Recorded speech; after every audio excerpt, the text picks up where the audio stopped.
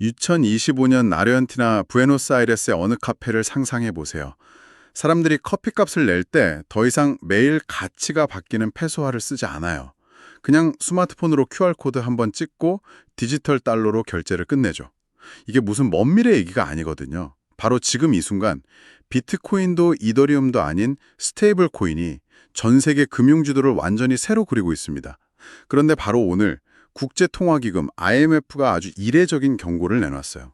스테이블 코인이 신흥국 금융 시스템을 뿌리채 흔들 수 있다.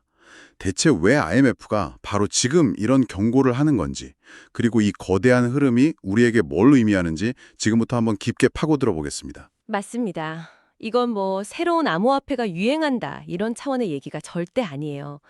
우리가 지금 보고 있는 건 글로벌 달러 시스템 자체가 디지털이라는 새로운 영토로 확장되면서 벌어지는 아주 거대한 구조적 변화의 시작입니다. IMF의 이번 경고는 그 변화의 속도가 기존 금융 시스템의 예상을 아득히 뛰어넘고 있다는 뭐랄까 일종의 비상벨 같은 거죠. 사실 스테이블 코인 하면 아직도 많은 분들이 그냥 비트코인 사려고 잠깐 거쳐가는 그런 돈으로 생각하잖아요. 그런데 자료를 보니까 이제 뭐 주객이 완전히 전도됐더라고요. 비트코인을 넘어섰다는 말이 그냥 하는 소리가 아니었어요. 그렇죠.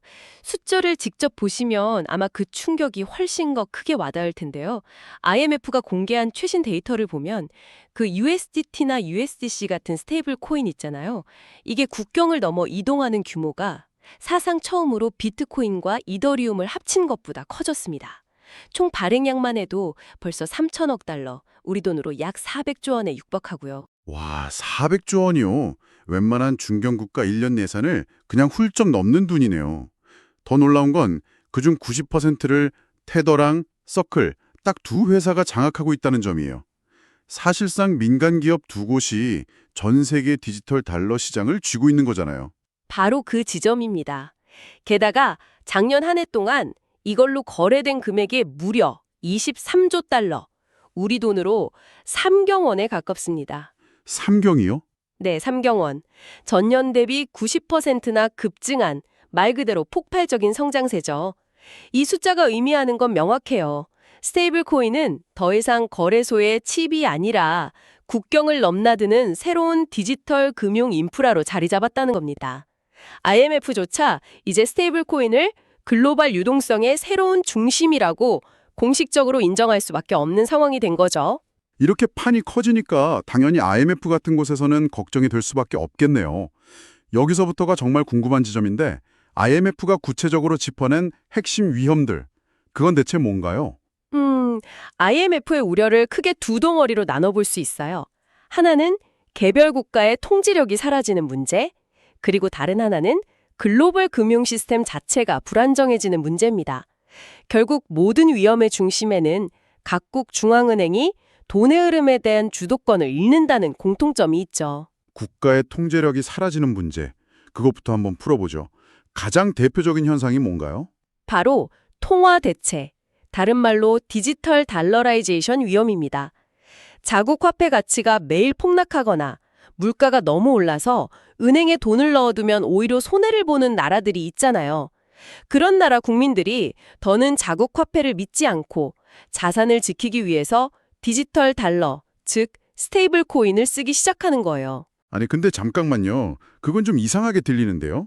내 나라 돈이 휴지 조각이 되어가는데 더 안정적인 달러로 내 자산을 지키는 게 왜 위험하다는 거죠?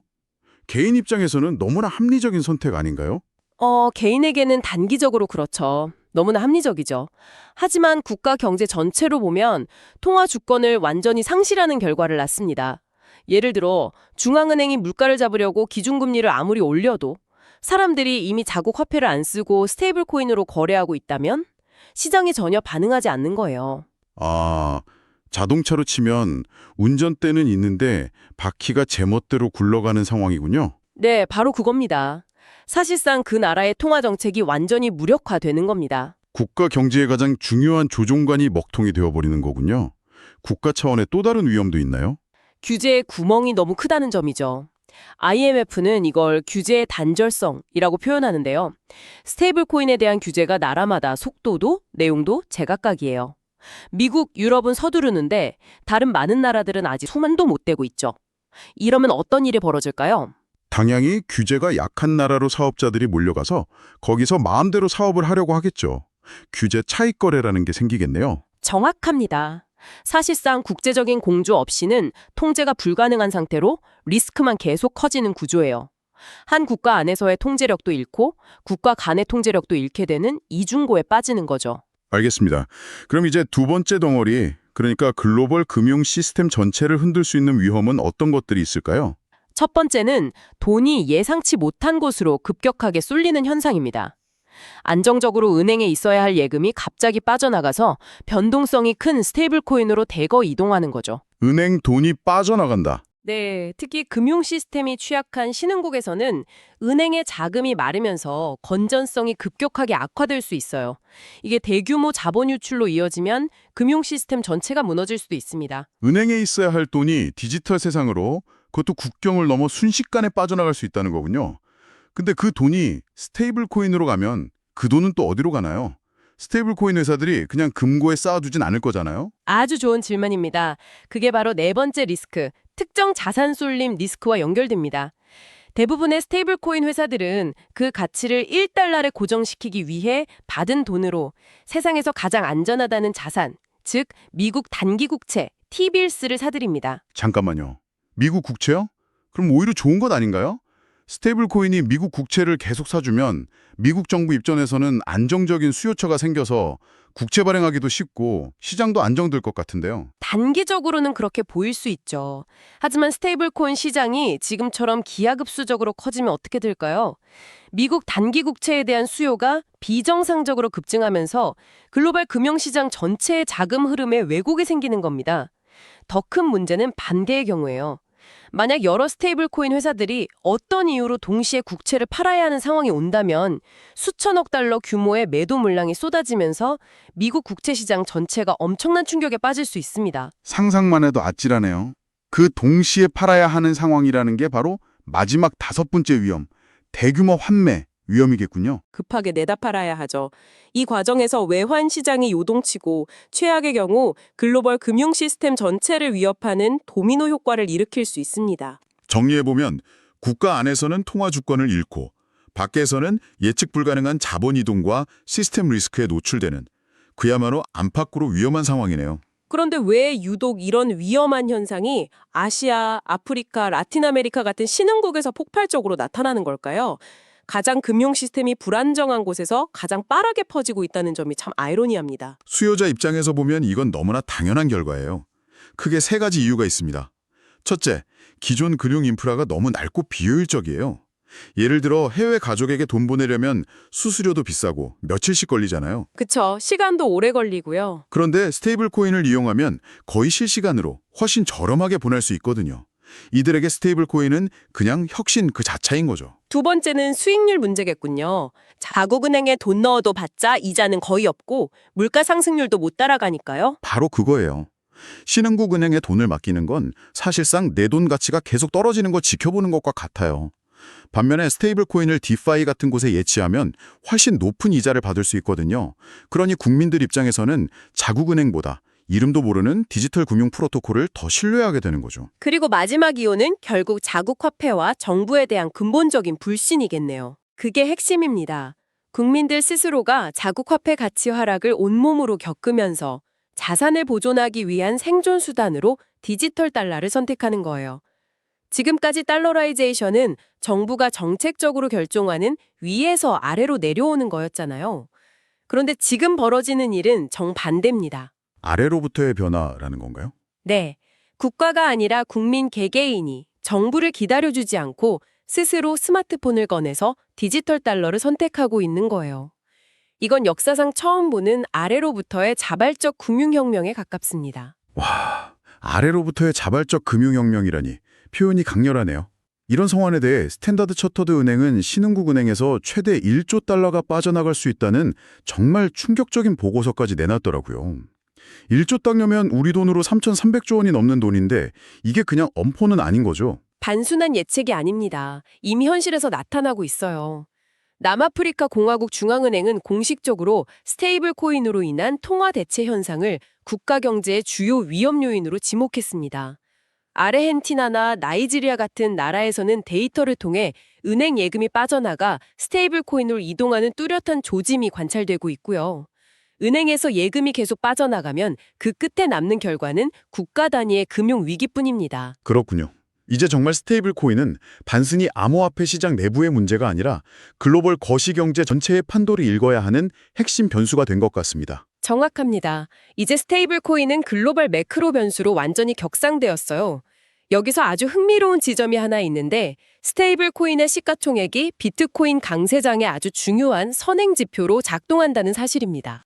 그건 정말 의외인데요. 보통 비트코인 가격은 미국의 금리나 거시경제 지표를 따라간다고 생각했는데 시장 내부의 스테이블 코인 공급량이 더 중요한 선행 지표라니 이건 완전히 다른 관점이잖아요. 도대체 어떤 메커니즘으로 그렇게 되는 거죠? 구조는 생각보다 간단해요. 스테이블 코인 공급이 늘어난다는 건 암호화폐 시장으로 들어오는 신규 자금, 즉 시장의 총알이 많아진다는 의미예요. 외부 세계의 돈이 달러 스테이블 코인으로 바뀌어 시장에 대기하고 있는 거죠. 시장의 유동성이 풍부해지는 거군요. 네. 이 풍부해진 유동성이 결국 비트코인과 이더리움 같은 주요 자산의 가격을 밀어올리는 가장 직접적인 동력이 되는 겁니다. 그래서 이제 시장에서는 비트코인의 미래를 보려면 스테이블 코인의 흐름을 보라는 말이 새로운 법칙처럼 받아들여지고 있어요. 자, 그럼 이 모든 것을 종합해 볼 때 우리는 지금 거대한 전환기의 한가운데 서 있는 거네요. 앞으로 이 판은 어떻게 흘러갈까요? IMF는 그냥 경고만 하고 있지는 않을 텐데요. 물론이죠. IMF는 2026년을 목표로 구체적인 정책 로드맵을 준비하고 있습니다. 핵심 내용은 스테이블 코인 발행사들이 준비금을 어떻게 구성하고 있는지 투명하게 공개하도록 강제하고 국경을 넘나드는 자금 흐름을 공동으로 감시하는 체계를 만들고 또 발행사에게 최소한의 자본 요건을 갖추도록 하는 것 등이 될 거예요. 하지만 그런 국제적인 규제가 과연 이 변화의 속도를 따라갈 수 있을까요? 나라마다 이해관계도 다르고 기술은 이미 저만큼 앞서가고 있는데요. 그게 바로 문제의 핵심입니다. 미국, 유럽, 일본 같은 선진국은 규제를 서두르고 있지만 정작 스테이블 코인이 가장 빠르게 확산되는 신흥국들은 대응이 한참 늦어요. 결국 이 규제의 공백기, 즉 2025년부터 2027년 사이가 가장 혼란스럽고 역동적인 과도기가 될 겁니다. 규제의 공백기. 네. 이 기간 동안 규제에 영향력이 미치지 않는 곳에서 스테이블 코인의 영향력은 지금보다 훨씬 더 막강해질 거예요. 규제가 늦어질수록 변화의 속도는 오히려 더 빨라지는 그런 역설적인 상황이 벌어지는 거죠. 듣고 보니 오늘 IMF의 경고는 단순한 위험 신호가 아니네요.